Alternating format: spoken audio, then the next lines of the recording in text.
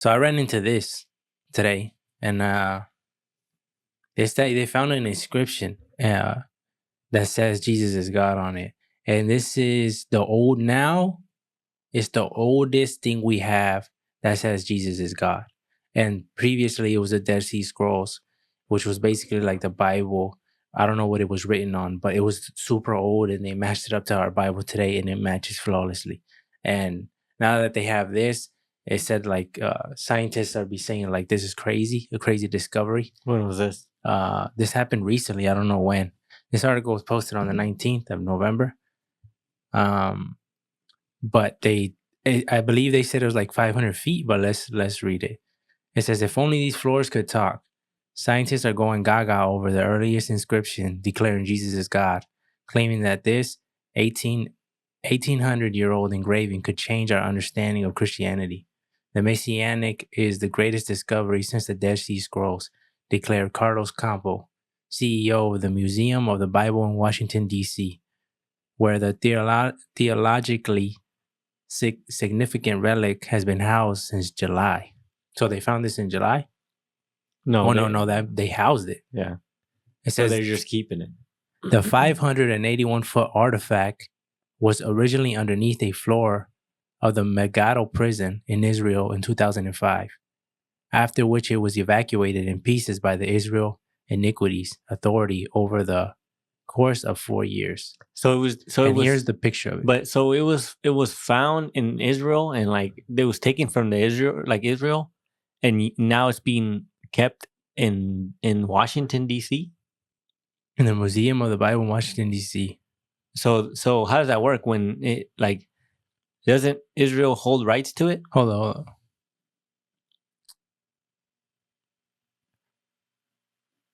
Where does it say that again? Where is it being held at? Right there. And this is the discovery since Dead Sea Scrolls declared has been housed since July. Yeah. Okay. I don't know. You're saying like they can't just steal it? Well, I'm just saying, how does that work? I don't know how that works. It was in pieces. Maybe it's because they're studying it. Yeah, but like it was taken in pieces from Israel, right? They discovered it in Israel underneath the floor, whatever.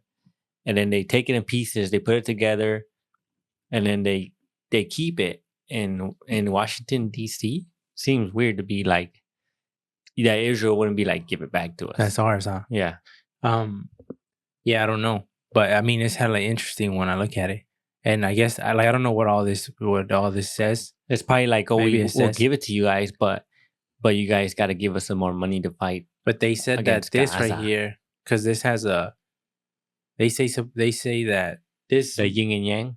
No. They say this is two fishes.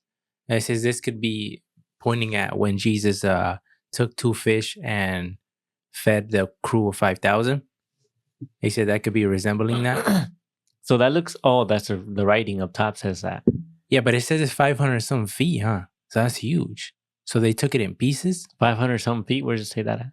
It said up here.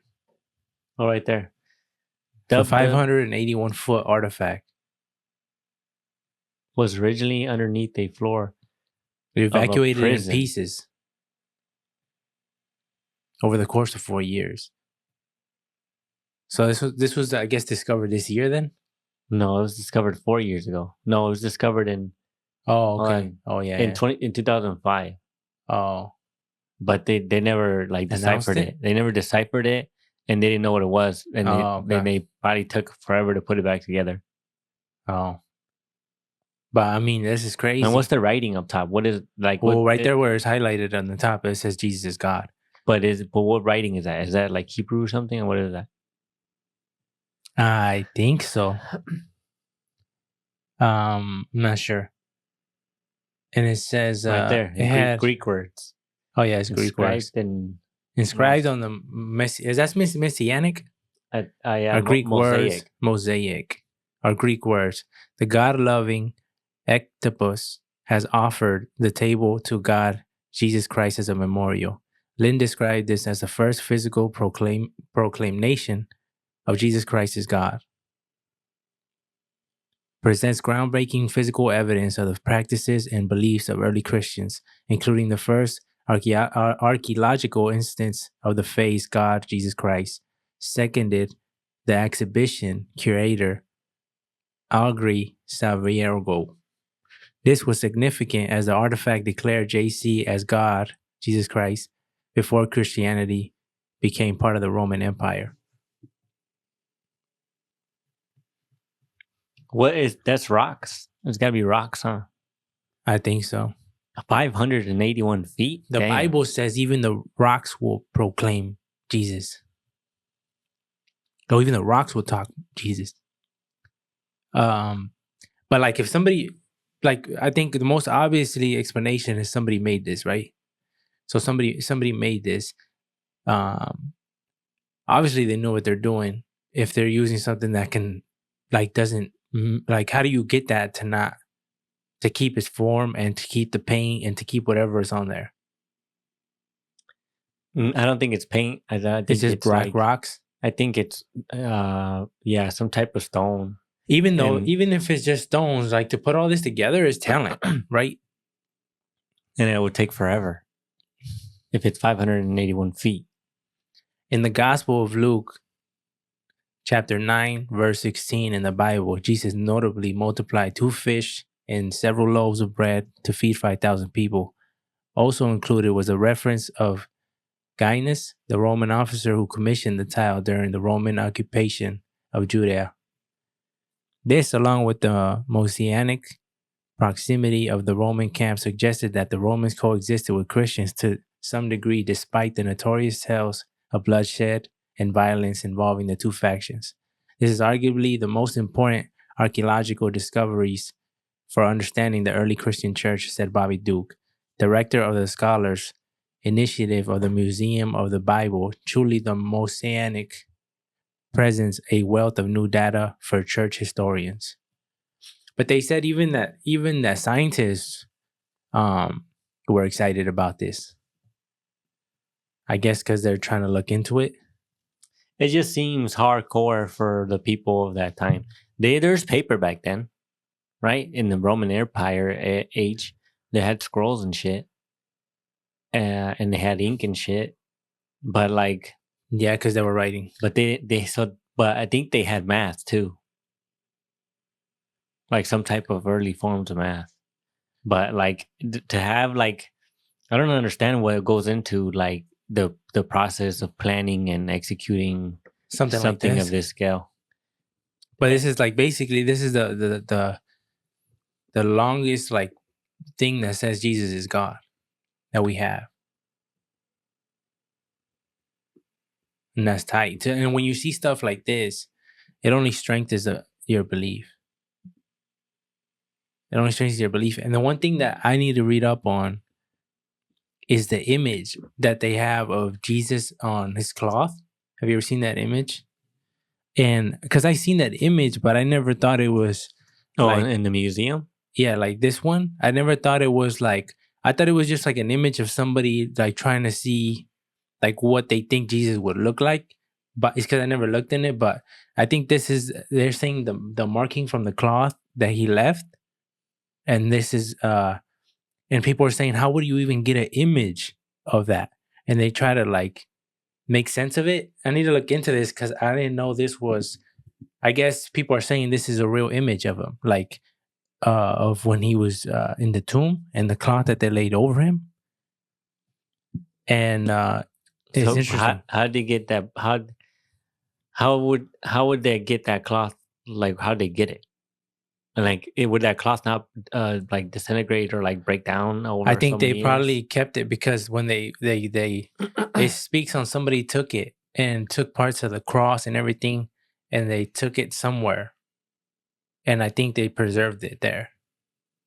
And I think I'm not sure because I know there's Jesus' robe. You can go see it.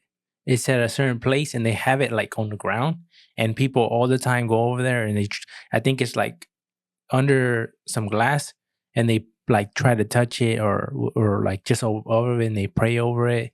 But like what Like when it comes to certain things like that they because like even like the Mona Lisa and stuff that they have on display, I've heard that that's not the real Mona Lisa. Like so like for these places that you pay to go see shit, like I want to know how like I want to know the authenticity of these items that they have in display and if they're real or not, because you can just put a cloth there and say that this was that and it not be that. Yeah, it's called the Shroud. The Holy Shroud is a 4.3 by 1.2 meter linen cloth, also called the Holy Shroud, bearing a faint image of a man. Many believe this to be the image of Jesus Christ after his execution and view the fabric as an important religious relic. So people believe that this is a real image of him, or like, Yeah, but how old is the cloth and where was the cloth found? I don't know. That's why I said it. It's interesting. I didn't know that. I want to look into it and read upon it because I'm like, I mean, you hear a lot of things and it's fascinating. Even where they say that where Jesus Christ was crucified, they say they found blood and the blood like didn't die. Like, and they try to like they explain it. Like some people said that they Like the looked it blood up. cells and stuff? Yeah, they said it's still alive. The blood cells? And it was like that's another thing that I heard that people were talking about, and I never looked into it. But I mean, like, I wonder how much do we have to see, you know, to where we're like, okay, that's what to the masses. What I mean to the masses, because not everybody believes. Some people question even if Jesus existed. That's crazy to me. Like a lot of people like some people don't say, oh, he don't believe that he's God, but they acknowledge that he existed. Zoom in on that picture. On that This one? yeah. That's the cloth right there next to him? Yeah. And this is just what somebody tried to make out of what this is, like what his face would have looked like. I mean, it does look like a face, though. It does look like a face, but that face that they rendered, it doesn't seem like it's too old for a 30-some-year-old man or whatever he was. He was 33.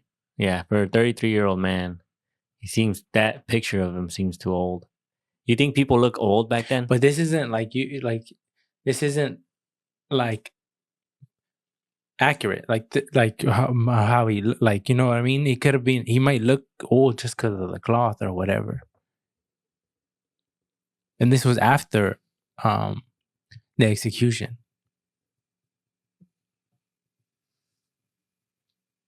Pull up a map of the old Roman Empire. Like, how far did it stretch? Like from where it started, where did it start, and then how far did it go? They never crossed the ocean, huh? It was just like it was just a good section. What do you think is going to take? Like I was saying, what do you think it would take for people to be like, "Yep, Jesus is God"? Is there anything you think? Damn. This is what I'm assuming was in red. Yeah. Oh well, this part white. Is this the water or is this land? That's water, I think. Yeah, it's water. But I can't see. Yeah, I don't know. I would click on it. Click on the one with the countries. Yeah. I'll zoom into that. Over modern day. Yeah. So parts of China, Spain, freaking England, all kinds of shit. So what do you think? What do you think it would take? You think there's anything that it would? Because I think Jesus can come down, and people will still deny him. They denied him already once. Who's to say we won't deny him again? Right? Because if you come like, and now you see these things. Have you ever seen these aliens in the ocean that they just confirmed? Like I think the government confirmed that it's real, and they're saying that there's things that they don't even know what they're called, like discs coming out of the ocean, and they don't know what it is. I've seen videos in TikTok, but I just thought it was just people just. No, they confirmed it, and people are saying that they're trying to say they're aliens, but it could be the fallen angels because how they look. Remember how I showed you a while back how the angels could look like the Yeah, and they round look ones ugly, that though. they look circled They like look that. like a monster. They look circled like that, and people are saying that. What if it was that?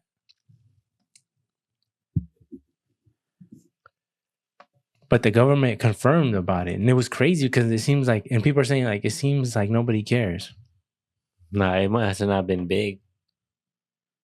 Like, it seems like no one's making a big deal out of it. There was There's a video videos of it. Yeah, there was video of Them coming out of it's coming out of the ocean. there was videos no, not videos. There was actually pictures of it. I'm trying to find the video of all the people announcing that, like that they found that. They don't call them aliens. I forgot they call them something in the ocean. UAPs. Maybe, yeah. The thought of having aliens in the water and being there for forever. They might have been there for forever. Huh. Like fucking since caveman times. Yeah, I'm not sure. But there was images that they put out. But I'm like, and people are saying like, of course, like nobody thought they would be in the water, right? But the water is like, we haven't explored the water like that. I mean, if you think about it, though, the world is like 70% or 80% ocean, whatever it is. It's so much territory. It's like so much territory. Look how many humans live on land. Yeah, and they're saying that a lot of things from the Bible are coming to pass, and how is the world gonna end? The world's gonna end when. Or is there like a thing? Because I remember they said it already ended with fire or something. No, it had been flooded before. Oh, flooded. Yeah, the next one is fire then, or something like that. Well, it says Jesus is going to come down and is going to judge it and is going to remove evil. I think it also says that Jesus will reign on earth for 3,000 years. And then the devil will be put in a cage in the meantime. No devil on earth.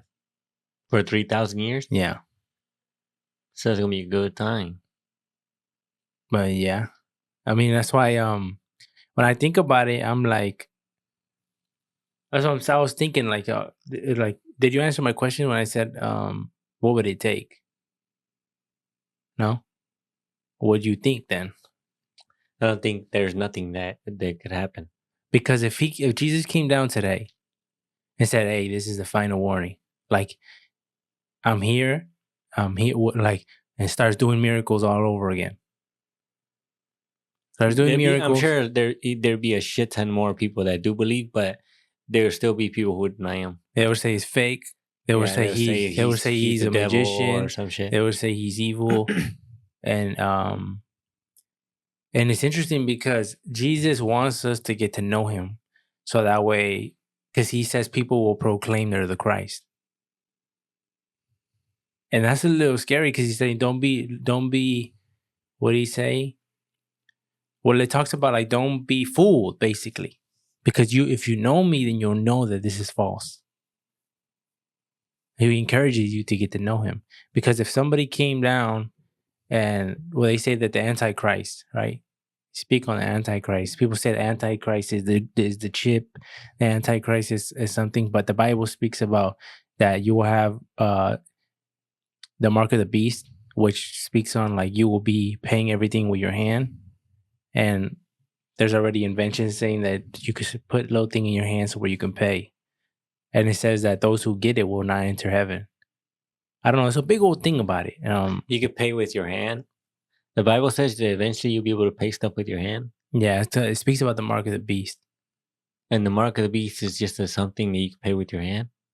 No, like I have to exactly familiar. The Bible is so huge. Sometimes I because I've dived in this subject before, but because I jumped to something else to learn, sometimes I forget. It says the mark of the beast is a mark that will be forced on people during the end of the world.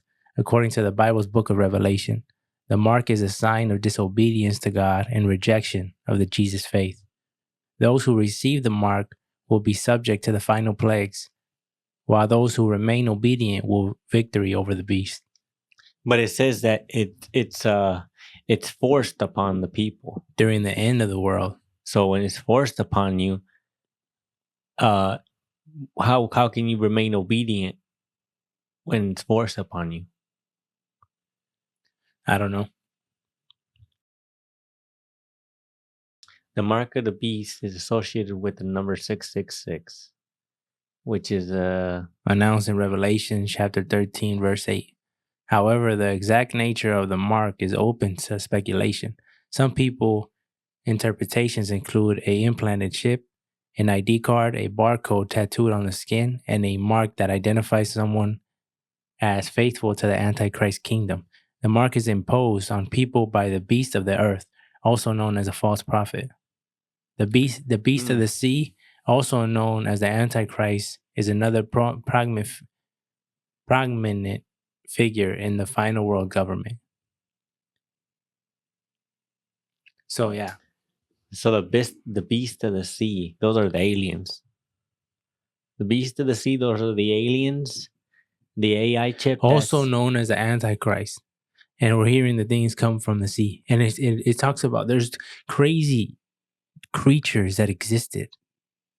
And it talks about the Bible is so complex and deep, and it speaks about these creatures. It speaks about fallen angels that came and reproduced with like beings here on earth, like some type of creatures or something like that, and created crazy things. I don't even know. It's pretty crazy when you look into it. And it speaks about there were sea creatures, like huge, humongous. There was like two of them, and God eliminated one of them to keep a balance in the ocean or something like that. What the heck? I don't know. It's crazy, but it speaks on it. Like I don't know. It's like Loch Ness monster. It's super crazy because they said like a Noah's flood. Noah took all the good animals, right, that God created, and then the ones that formed after because of mutations and whatever, I don't remember exactly, that God eliminated them in the flood. So he took one of each? That's how the story goes? I don't know exactly. It's a lot of animals. It took he built that boat, I think, and they said it took him like 100 and some years or something to build it. And I'm like, in the Bible, it speaks about. So like, Noah was over 100 years old. Yeah, because a lot of times they be speaking like they live longer back then. Yeah, that's what I'm saying. There's a lot of interesting things that the Bible says. If Noah built that ark or whatever, that ship, in 100 years, it means he had to be older than that, at least 120 years old. Huh? Because he wasn't born and automatically started freaking building. Yeah, because it speaks too on Abraham when he had his kid. He was super old already. He was thinking like 100 or something. What about, so there's no humans on that boat? From what I know, and I don't think so. I don't know. Noah didn't have no kids? I don't know. He didn't have a PlayStation or nothing? See, it says that Abraham was 175 years old. So humans are going down, according to those guys. 175 years old. He's probably not full human though. Yeah, he was. What are you trying to say? No, he was one of those people that were like that came down. He said that mated with other weird ones. No. Yeah, he had to be, because how he's 175 years old. You're not regular human. 175, still walking and kicking. Nah, there's something else in you. Nah, I don't know. There's a lot of things that you can't be human. You can't be our human. Yes, you can. No, they're 175 years old. You got to be a different part of human, like a different species. Maybe just something was different back then. The air was different. It was a lot cleaner. I don't know. I don't know the answer to what you're asking me. Well, they probably didn't have all these fucking food colorings and yellow 6 and all that shit. That's probably why. When you think about it, like when you go to cavemen, right? They live like to like 20 or 30. Like pretty much not even 30. That's why they would have kids as soon as they could. Yeah, like, they were effing at 6 years old. I think no, it was 12. I think like as soon as they could. Nah, it was crazy back then. The cavemen, because when they wanted to mate, they would just knock the woman out, bam, and then they would drag her into the cave, boom, bang, boop, clap, and then they would go out. So that's rape. And it was just nature. Like this was nature. And then what happens when there's one woman and two males? What happens then? They'll probably fight over. The males fight to the death. Yeah, like, my woman. They'll, you know how oh, you know what? They would do the slap thing like that UFC. They do that. I mean, it would be interesting to see how things were. Cavemen fight each other. Might be tight. To see two cavemen fight each other over a girl. Yeah, that'd be tight. That'd be tight. I don't know. There's a lot of interesting things like when it comes to the Bible, but that's why it's important, I think, to do my research so I can give more input and things like this, because there's answers to this. I'm just not like, it seems like sometimes I don't feel very smart to where I can't hold all the information that I read. Does the Avery guy here we talked about that the 500 foot whatever?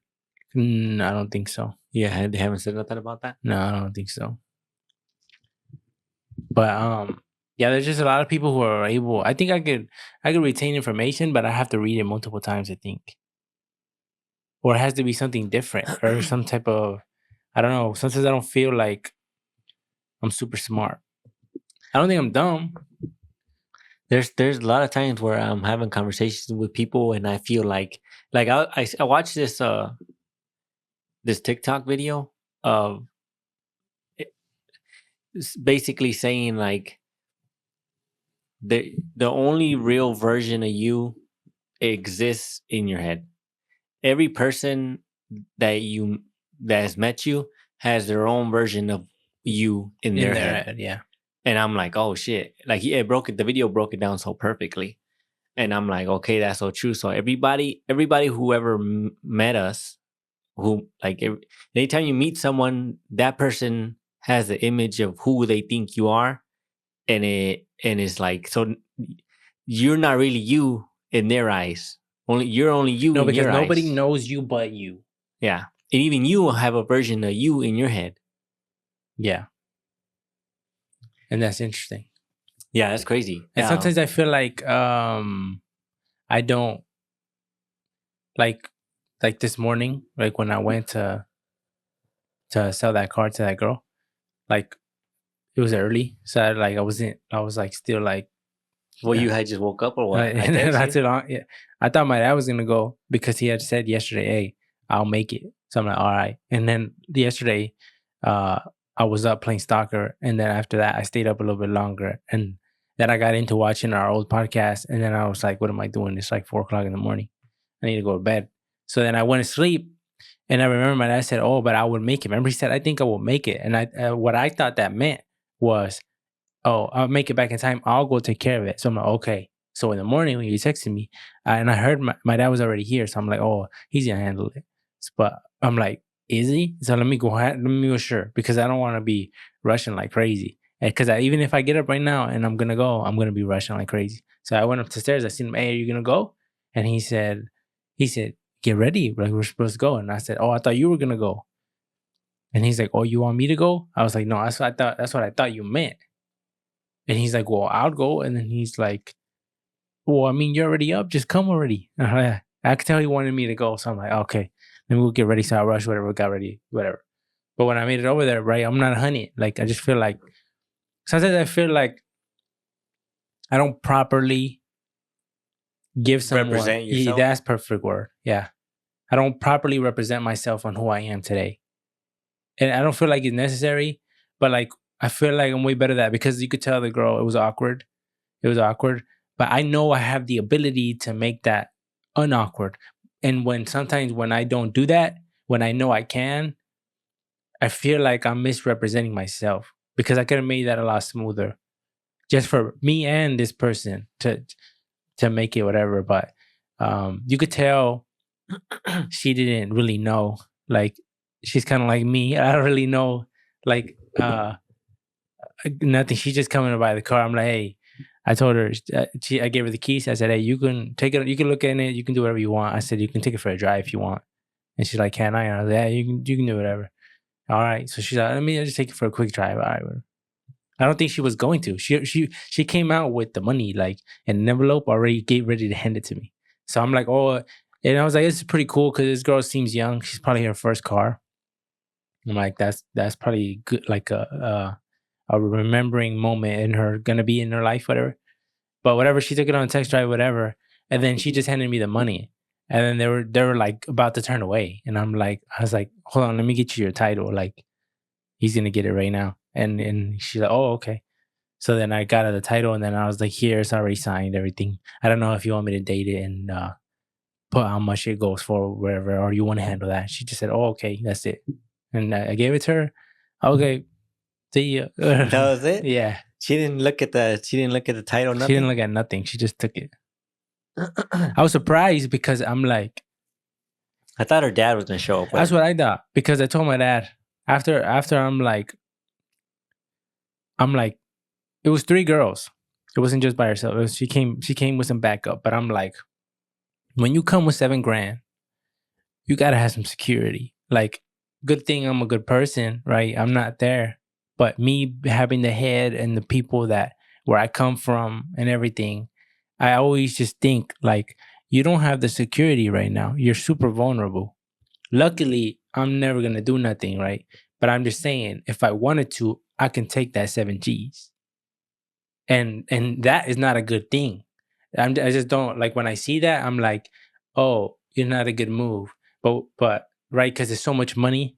Like, even if I'm gonna make a deal and I got that, I'm going with somebody else. You know, 2 eyes is better than 4 eyes is better than 2.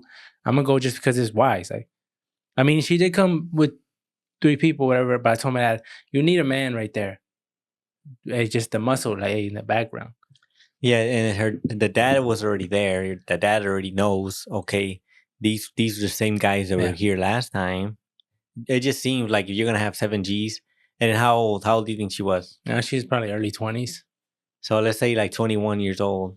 Probably. With 7 G's, going to see 2 random dudes for a car deal. I mean, it's nice that her dad looked at it first. Yeah, she just drove it and she's like, I like it. And I was like, okay, good. But I'm like, but when we left and she took off, I was telling my dad that. So I came across at a light. I came across in the car she came in, and I looked in the back seat and there was a kid there. Probably like, not really a kid, probably like 17. And they did cring somebody. But I'm like, that's still not enough. What did they pull up in? I don't even know. I don't know cars like that. It was a 4-door car, red. The average car you see all the time. Oh, so it was older. Yeah, it was older. It was probably her old car. Oh. And then from going from that to the new car, yeah, it looked nice. Looked like a upgrade. So I'm like, it's cool because you could tell she was happy after they were. I mean, because it looked clean. It looks clean. It looked clean. And white always looks nice. But that's why I felt like after she left, I'm like, oh, because it was minimal talking. I was just sitting there. All I said was like, if you like it. I said, if you want to take it for a drive, look into it, whatever you want to do, like, go ahead. She didn't even check the trunk or nothing like that. But my dad, when we got there, he was opening it. And it closed, no problem? Every single time? Yeah, and he had it closed. And he said that she seen it, but I didn't know. I was still in the car. But when they pulled up, because before, when the dad came the day before, we were in the car and he pulled up and he got out and he started looking at the car. And then I got out of our car, which was parked in front of his.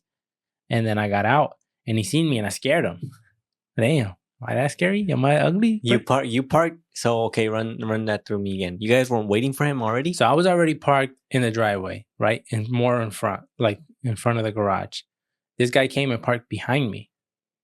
Now, so the back of the car that I'm in is pointed towards him.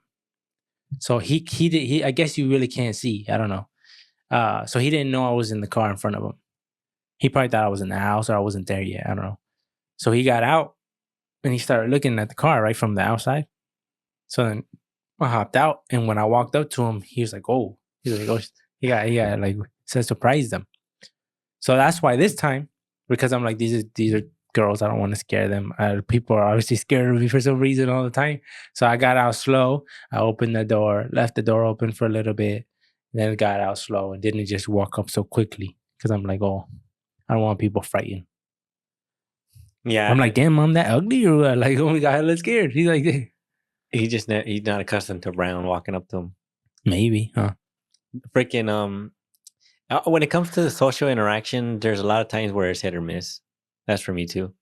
And I think it's just because we're not out and about talking to people all the time.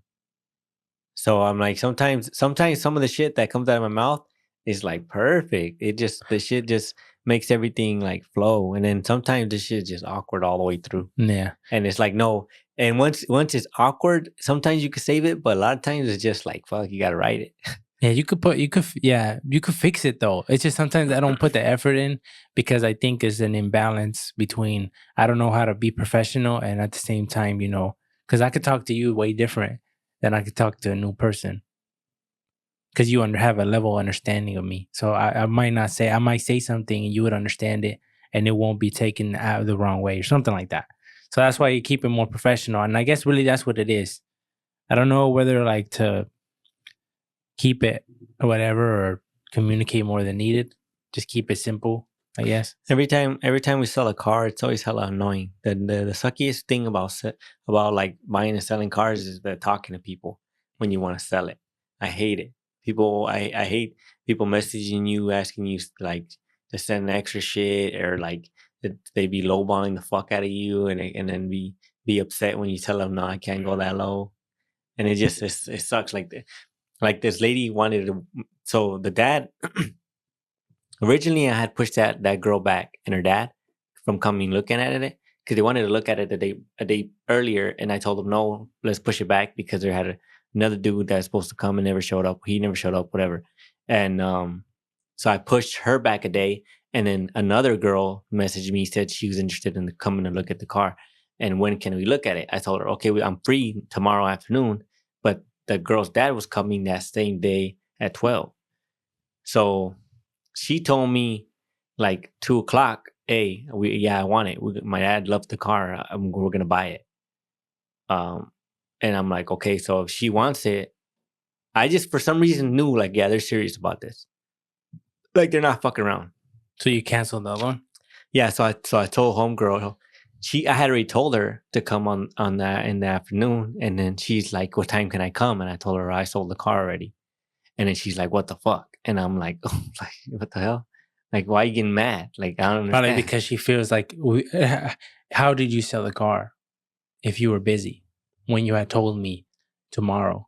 That means that you had to meet up with somebody. Yeah, but if I set up a meeting for tomorrow before you call me, and then you call me for a meetup. I guess that they're not thinking that you might have had a meeting prior to that. Yeah, I know. But I'm like... So she's probably thinking like, damn, what the hell? Like, you just told me this and this how you do it? And I was like, man, like, why? But I'm like, why get so upset hella fast?